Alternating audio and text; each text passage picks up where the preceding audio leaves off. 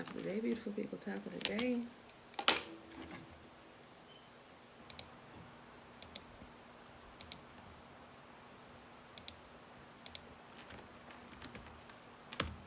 Tiffany, hey girl, hey.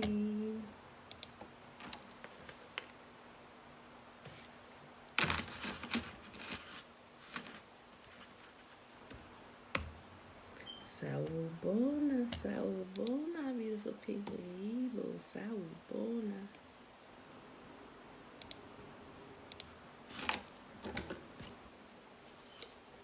Yeah, beautiful people.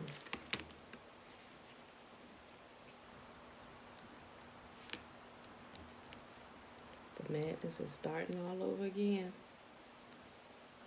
As I'm sure you guys have been seeing in the news. Another case where our captors have judged themselves, what you would say? Not guilty. How long before we learn that our deliverance and our justice is not going to come from this system? Yet, we keep petitioning them.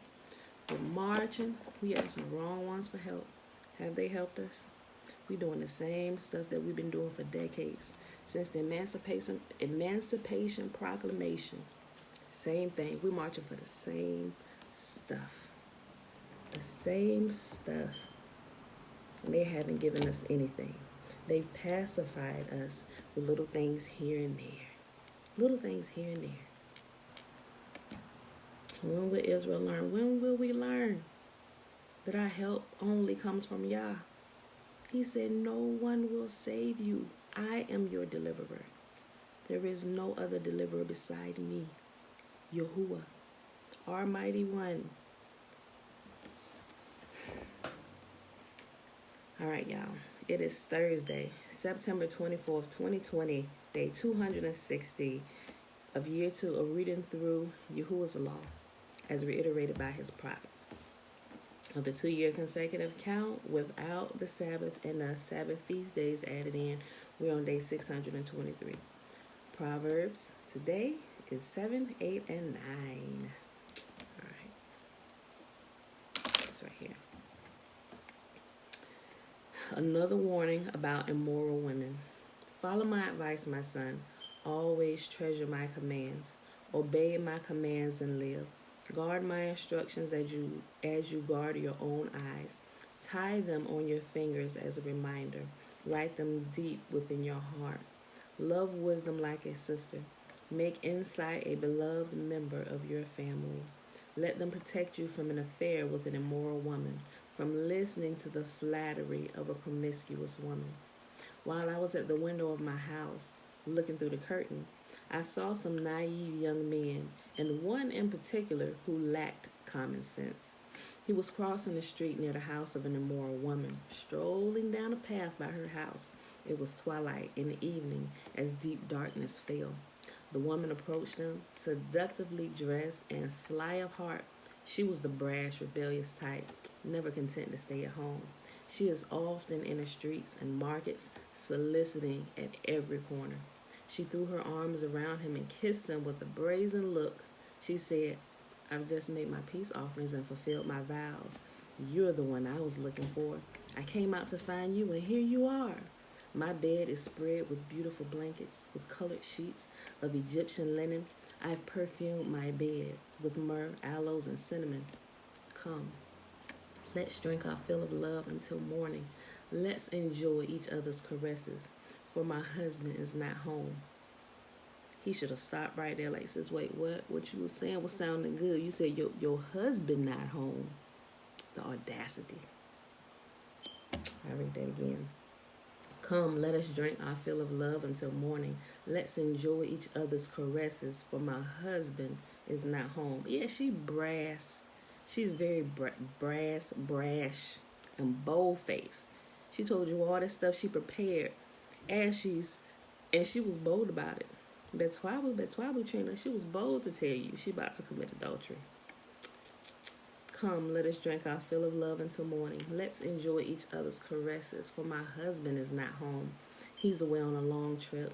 He has taken a wallet full of money with him and won't return until later this month. So she seduced him with her pretty speech and enticed him with her flattery. He followed her at once, like an ox going to the slaughter. He was like a stag caught in a trap, awaiting the arrow that would pierce his heart. What we learned about yesterday about men and how they show no mercy when they found out that their women have been adulterous. Like they show no mercy to the men. That's why you see these murder suicides going on. You, there is no mercy, nothing. You cannot offer that woman's husband anything for what you have just done to him.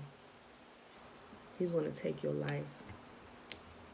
Let me see. And then if you missed that, you might want to go back and read that from yesterday, Proverbs 4, 5, and 6. So she seduced him with her pretty speech and enticed him with her flattery. He followed her at once, like an ox going to the slaughter. He was like a stag caught in a trap, awaiting the arrow that would pierce his heart. He was like a bird flying into a snare, little knowing it will cost him his life. So listen to me, my sons, and pay attention to my words.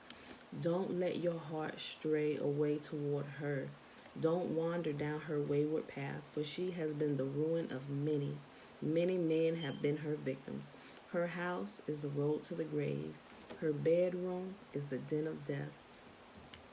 Let me tell you something that's a really good example of this in movie form. Now, I don't personally recommend that you go watch this movie, especially if you have issues going on with your eyes and with lust and everything, and especially if you got a pornography addiction. Now, I only watched this series because had I known such sexual explicit scenes would be in it, I probably would not have watched it.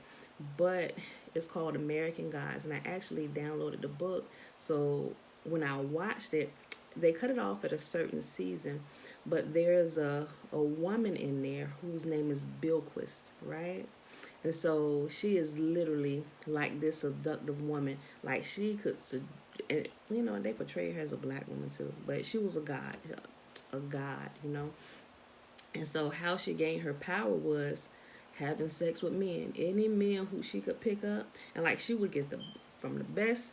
I don't say she would get the worst. I ain't see that many downtrodden men she would go after, but she would go after men who seemed like they had a head on their shoulders. You know, men who could be taken would be taken in by her. Men who had issues going on with them own selves and had no self-control here, they were taken by her. And when I say taken by her, they were literally taken by her. And if you've seen it, you know what I'm talking about. But if you haven't seen it, what happened was when she would go out on a date with him, and she would just like, you know how women do. You know, her womanly wiles and stuff. So she would go out and meet them, whether it was at a bar or at whatever place where she met them at, you know, and they would set up a date and they would go out. But the date always ended in going back to her place. And they followed her just like an ox going to the slaughter or a sheep heading to the slaughter. They would follow her because they thought they were about to get them some booty. Oh, they got them some booty, but she got her some booty too. Let me tell you what I mean by that. Doing the scenes, they're really explicit, so I'm serious, guys. And like I said, I had to fast forward through some of it. But when she was having sex with them, what happened was let me see if I can say this without, okay.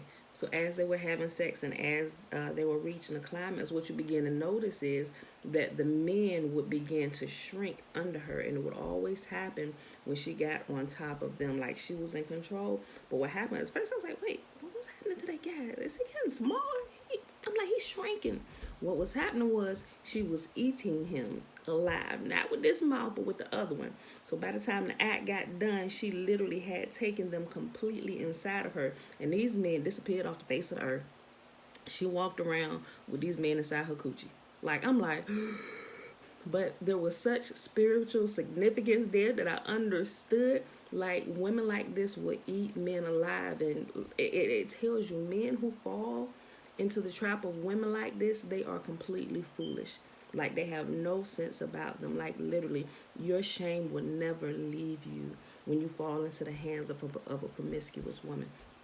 Women who know how to talk and pull you in, the ones that have deceitful hearts and have ulterior motives, literally to take you and everything you have, like literally, your life is at stake. She literally takes your life. All right, y'all. So, Proverbs chapter 8, wisdom calls for hearing. Listen as wisdom calls out. Hear as understanding raises her voice. On the hilltop along the road, she takes her stand at the crossroads. By the gates at the entrance to the town. On the road leading in, she cries aloud, I call to you, to all of you. I raise my voice to all people. You simple people, use good judgment. You foolish people, show some understanding. Listen to me, for I have important things to tell you. Everything I say is right, for I speak the truth and detest every kind of deception. My advice is wholesome. There is nothing devious or crooked in it. My words are plain to anyone with understanding, clear to those with knowledge. Choose my instruction rather than silver, and knowledge rather than pure gold. For wisdom is far more valuable than rubies, and nothing you desire can compare with it. I, wisdom, live together with good judgment. I know where to discover knowledge and discernment. All who fear Yahuwah will hate evil. All right, baby, take it in there. Thank you. Therefore, I hate pride and arrogance, corruption and perverse speech. Common sense and success belongs to me. Insight and strength are mine. Because of me, kings reign and rulers make just decrees. Rulers lead with my help and nobles make righteous judgments. I love all who love me. Those who search will surely find me. I have riches and honor, as well as enduring wealth and justice. My gifts are better than gold, even the purest gold. My wages better than sterling silver. I walk in righteousness and paths of justice. Those who love me inherit wealth. I will fill their treasuries. Yahuwah formed me from the beginning, before he created anything else. I was appointed in ages past, at the very beginning, before the earth began. I was born before oceans were created, before the springs bubbled forth their waters, before the mountains were formed, before the hills. I was born. Before he had made the earth and the fields, and the first handfuls of soil, I was there when he established the heavens, when he drew the horizon on the oceans. I was there when he set the clouds above, when he established springs deep in the earth. I was there when he set the limits of the seas so that they would not spread beyond their boundaries. Bella, like, sis, I was on a roll. Take that back in there. Turn it down. Yes, turn it down, please. Mom. I'm about to see you upstairs. Yes, I'm so sorry. Turn it down. Come on, turn it down. I'm almost done. Turn it down, I'm going to take it. I said alright. Well, turn it down. Don't be looking at me saying all right. Turn it down now.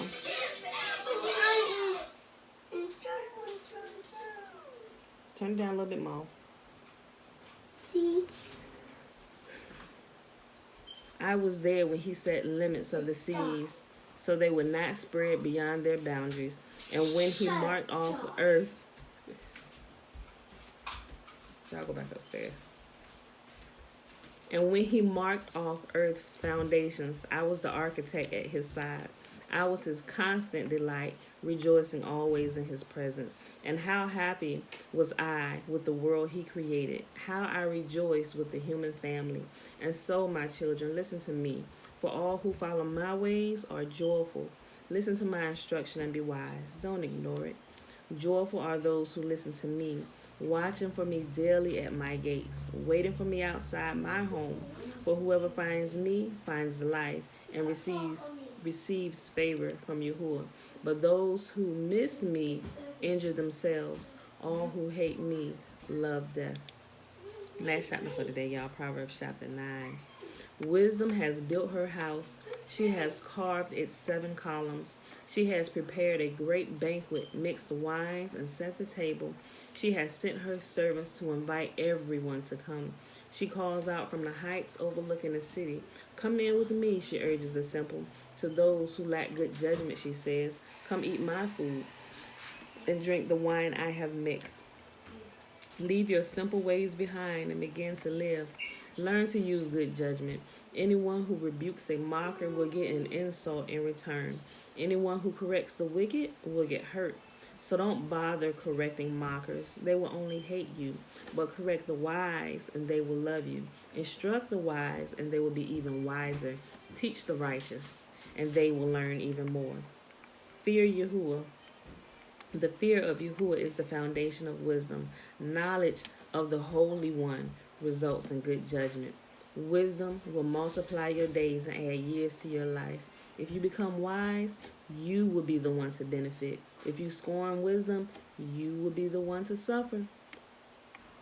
The woman named Folly is brash. She is ignorant and doesn't know it.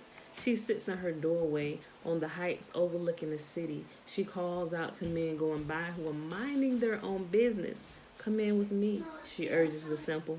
To those who lack good judgment, she says, Mom, stolen water is refreshing. My book at the backyard.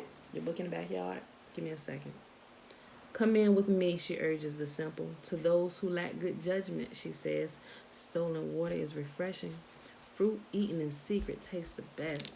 But little do they know that the dead are there, and her guests are in the depths of the grave. Did we just talk about that?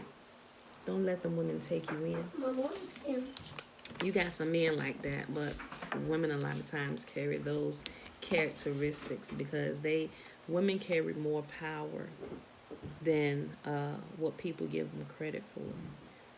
So, with that being said, beautiful people, that was our reading for today. Proverbs chapter 7, 8, and 9. It is Thursday, September the 24th, 2020. Day 260 of year 2 of reading through the books of the law and prophets.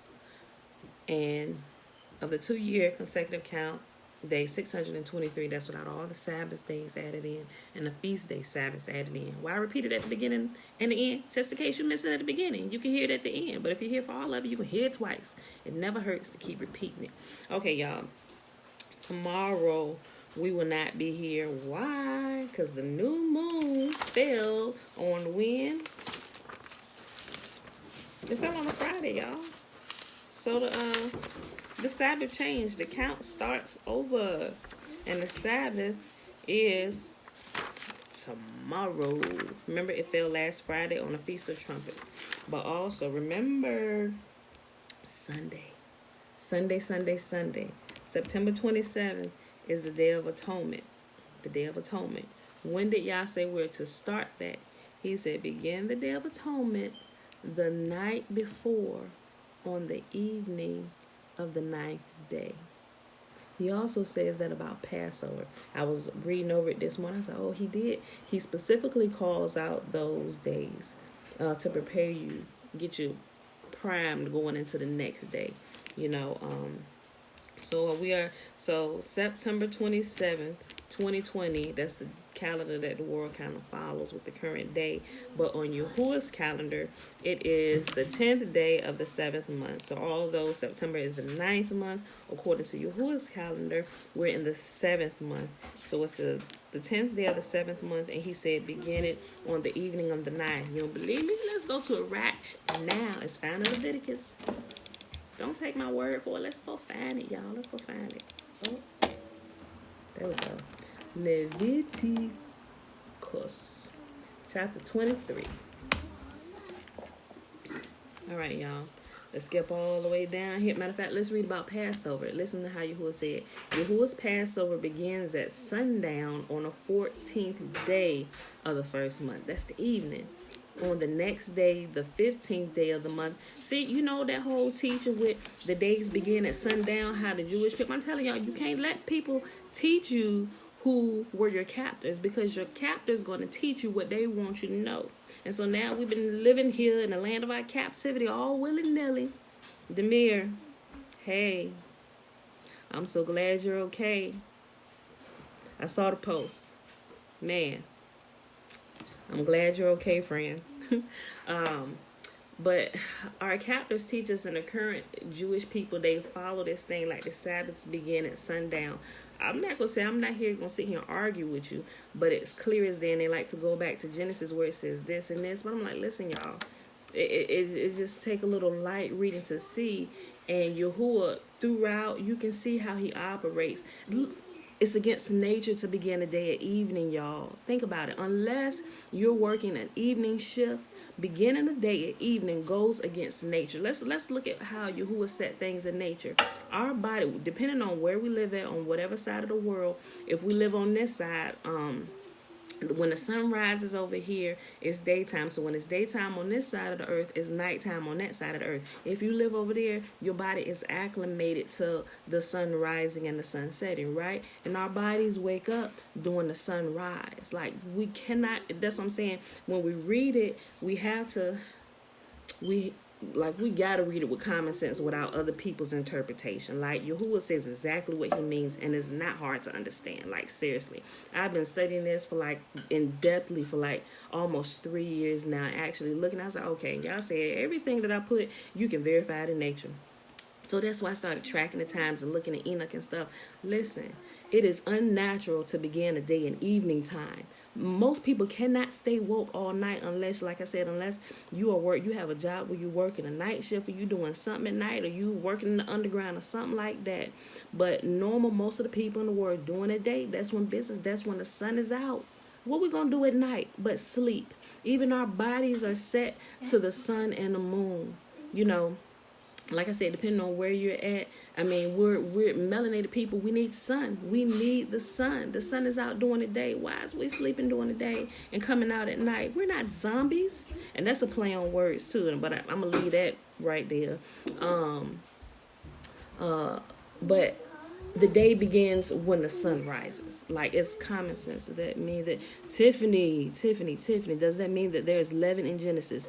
Sis, yes. Oh my gosh, I even talked to Uncle Ned about this, your dad, the other day. We talked on the phone for a little while. He might be here. I don't normally see him when he come in. It don't show some people, but he's normally always here.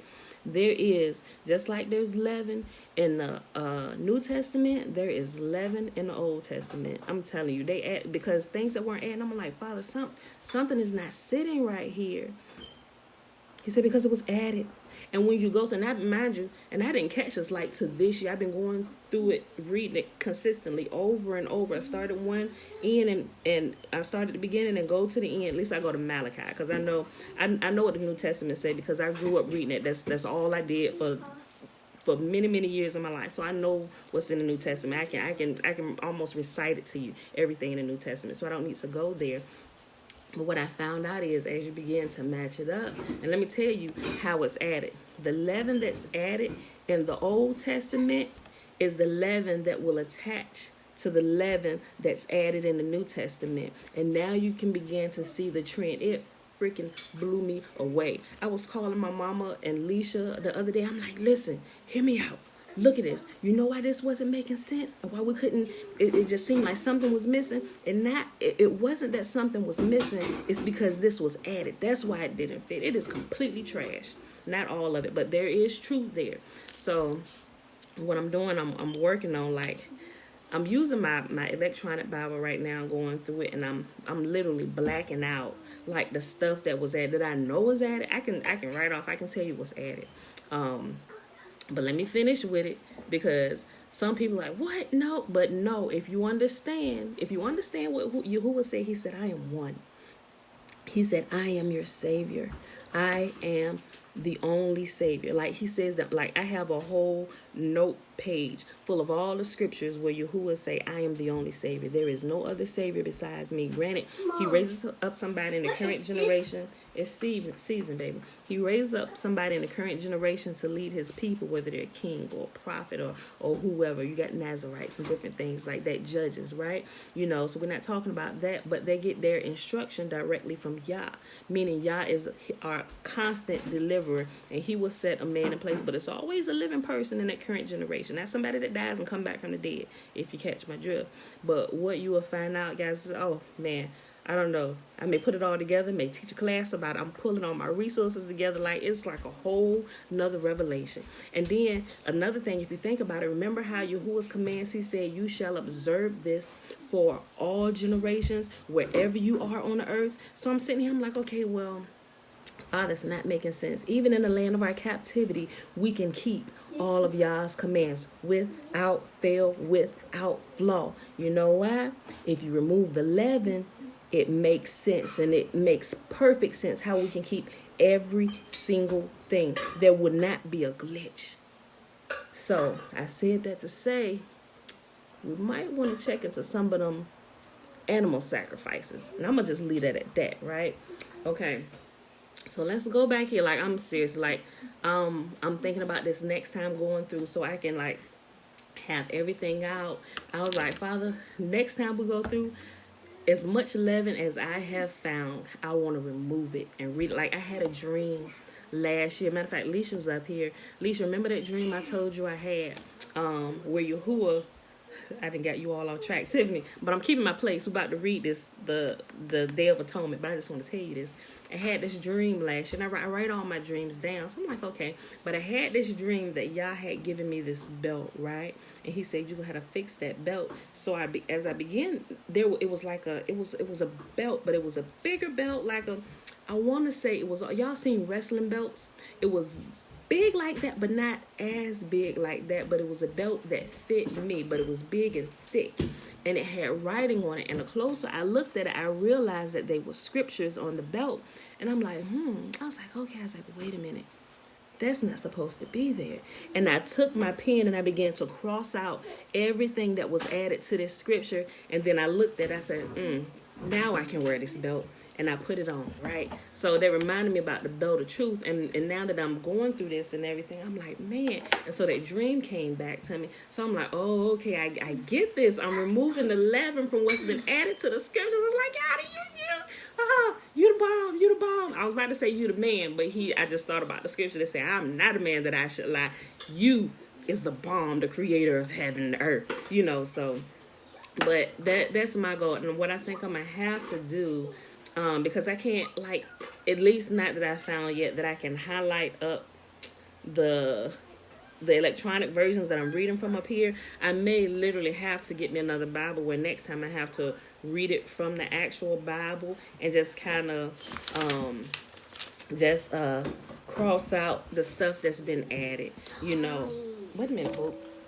So, but yeah, I'm super excited about that. Like I said, I've been talking to my mom and Alicia about it, and I talked to Uncle Nat just a little bit about it, and he was like, that's funny, he said, because he had been of the same mindset of some of the things that he was looking at, and it didn't quite make sense, So this is pretty awesome, because once we get it down and we're keeping it as Yahuwah originally gave it to us without all the leaven added to it, and we can begin keeping it all over the world, at least those who are returning to Yahuwah's law, statutes, and commands.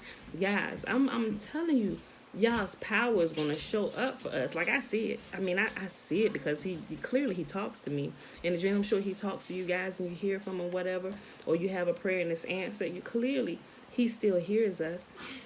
But this is something major, recognizing the leaven that's been added and removing it, cleaning your diet up, get all this bad crap out of us. Okay, so Tiffany, okay, so that's why. Yeah, you got me off track. Okay, so go back to Day of Atonement. It's this Sunday, September the 27th, and it begins the night before, and that's how I got off track. The night before, telling you that the days begin in the day. We don't begin celebrating the day in the evening time. It's going to be a lot of Jewish people that are going to want to fight me for that, but I ain't arguing with y'all. I'm telling y'all, according to nature, who is you to tell me that I'm wrong when nature, what y'all said in nature proves me right?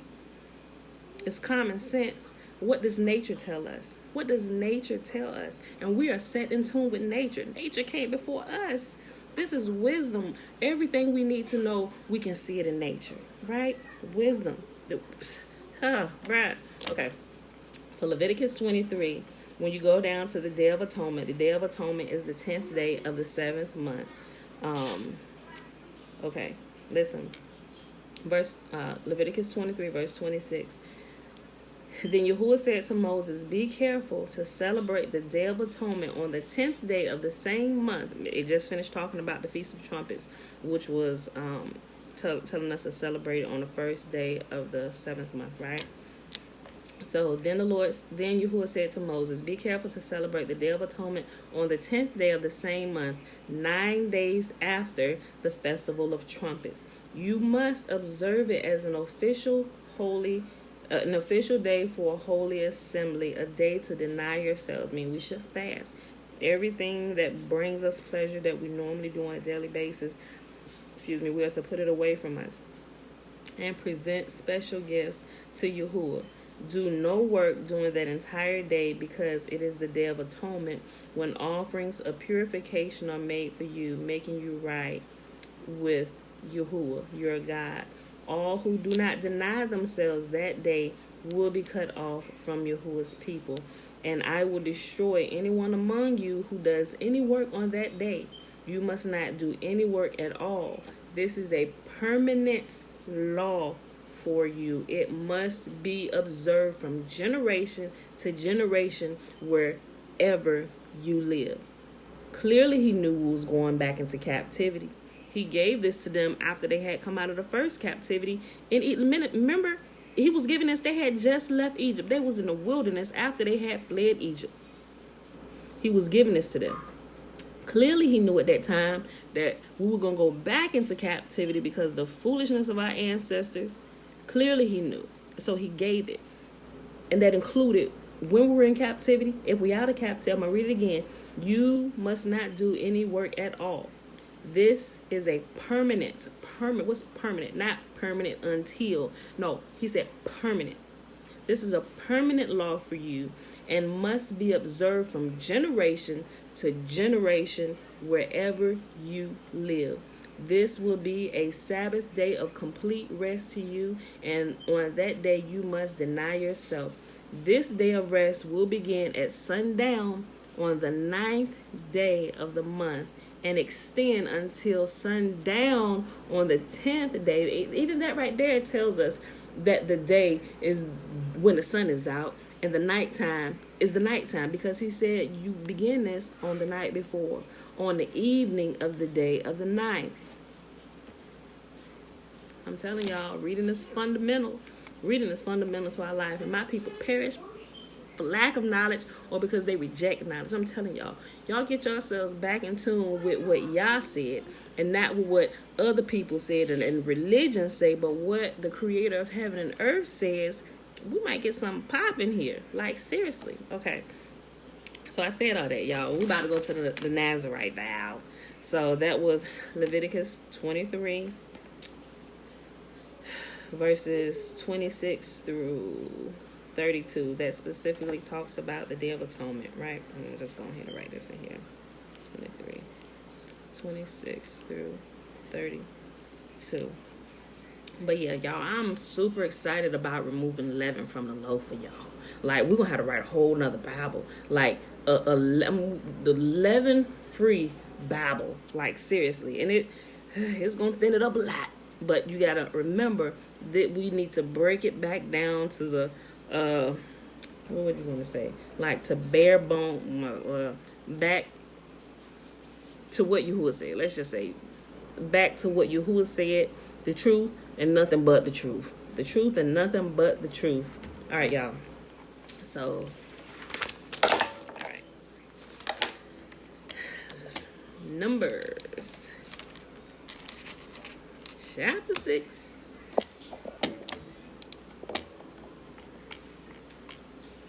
Verses 22 through 27. Y'all know the Nazarite vows. I keep saying it, but I look into it. It's not a vow that you should take lightly. Like, think about it today. I'm going to do it tomorrow. No, you really should look into it. Take some time. Think about it, because you're about to make a vow. And you should not make rash vows to Yah, because he's going to hold you to it. So think about it and really put some thought into it. And make a good decision based on all the information that you have learned, if you should take this vow. All right. And Yahuwah spake unto Moses, saying, Speak unto Aaron and unto his sons, saying, On this wise ye shall bless the children of Israel, saying unto them, May Yahuwah bless us and keep us. May Yahuwah make his face to shine upon us and be gracious unto us. May Yahuwah lift up his countenance upon us and give us his peace. And they shall put my name upon the children of Israel, and I will bless them. All right, beautiful people. I love y'all. And I'll see y'all bright and early on the 9th day of the 7th month, which will be Saturday. We'll come in Saturday, and then we're going to be out for Sunday. So Friday, which is a Sabbath, we're not going to be here. That's the regular weekly Sabbath. And then the Day of Atonement, which is Sunday, which is a feast day, a perpetual, permanent feast day Sabbath. We're not here. And then I'll see you guys on Monday. Remember, after the Day of Atonement, Tabernacle start. Next Friday, on the Sabbath, Tabernacle start. Let me tell y'all something else. This is real quick. When you line up y'all's calendar with with nature and how he said to line it up, these with the exception of the Day of Atonement and Passover, the feast days that begin with the Sabbath and end with the Sabbath, do you know that they actually fall on weekly Sabbaths? Like Jewish people call them high holy days, but a lot of times they'll have them like one day here, back to back. But no, according to how this lines up, they literally fall on, like, if it's the first day of Feast of Unleavened Bread and the last day of Feast of Unleavened Bread, the first and the 7th day of Feast of Unleavened Bread is a Sabbath. They literally fall on that weekly Sabbath that lined up with the moon for that month. That's how I knew I was on track, because it blew my mind. I was like, you can't make this stuff up. Like, I had been tracking it. Like, it blew my mind. Call me a nerd geek, but I'm telling you, like, this data blows me away, you know. So it and the last day falls on an actual weekly Sabbath, if you're keeping it as Yahuwah said to keep. And remember, they restart every month. The Sabbath count starts over every month with every new moon, right? Mom, guys, it'll blow you I away. play water in my mouth. Okay, put that over there, please. My measuring spoons. All right, y'all. That was it. I love y'all. I see y'all. I see y'all Saturday, and then we skip Sunday, and I see you Monday. All right, love you. Peace.